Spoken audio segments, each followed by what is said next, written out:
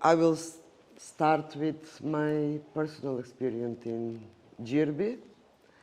And as I have been working my entire life on gender issues and policies, have been working hardly for our better place in society, for our equal opportunities in and equal participation in decision-making processes, but also for our opportunity to get out of the circle of stereotypical society.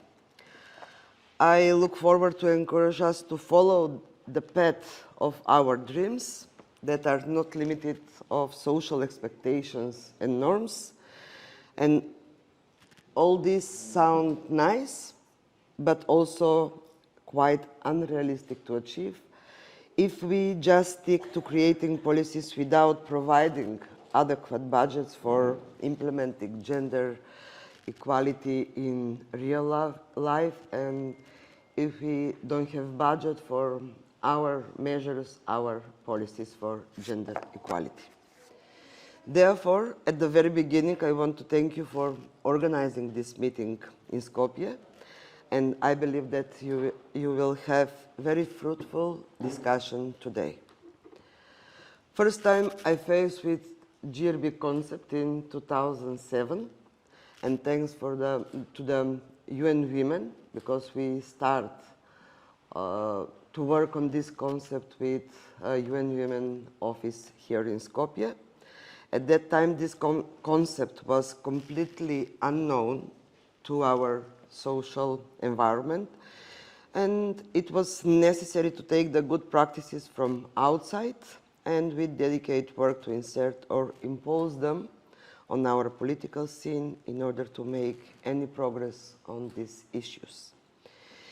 In 2012, the first gender-responsive budgeting strategy was adopted with support of the UN Women office in Skopje. In 2014, the concept of gender-responsive budgeting was introduced and implemented for the first time in state institutions and local self-government units. In response to the adoption of the GRB strategy, the Ministry of Finance, for the first time, amended the budget instruction for 2013, and which obliged 3 ministries and 1 agency for employment of the Republic of North Macedonia, for the selection of a program for gender analysis and the development of relevant gender output indicators to monitor the impact of the programs on women and men lives. Since 2015, these provisions apply to all budget beneficiaries at the central level. These amendments to the budget circular directly contribute to the implementation of the law on equal opportunities for women and men, as well as the strategy for gender equality in 2013-2020, which require the inclusion of a gender perspective in the process of policy, planning, and budgeting.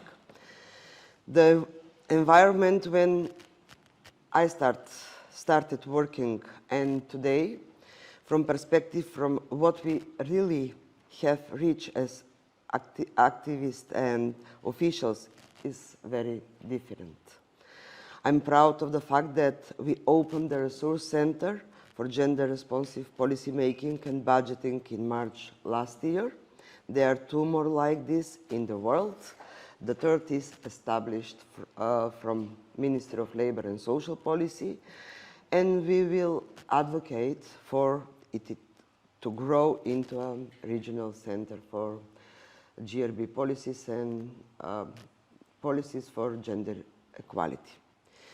The goal of opening this center is to collect information and create the core from which gender-responsive budgeting will emerge, to be a place for strengthening the capacities of public administration employees.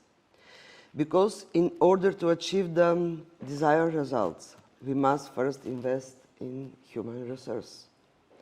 The Research Center for Gender Responsive Policymaking and Budgeting has conducted a lot of training for civil servants and for non-governmental representatives.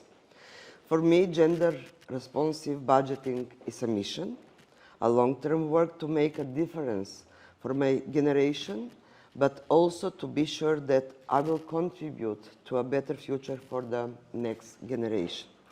The fight for gender equality and women empowerment is for all women.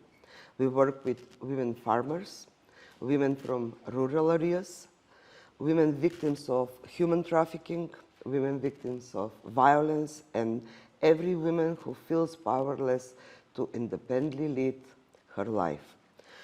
I wish the working group a successful work, and I look forward to the results and conclusion of the discussion. I believe that you will achieve excellent conclusions and excellent results that will contribute to the improvement of the economic position of women in society. And I hope that in your discussion you will tackle the anti-gender movement in all countries in region, and that you find some measures, policies, or conclusions how to continue in institutions, in NGOs to fight with this anti-gender movement. Thank you very much.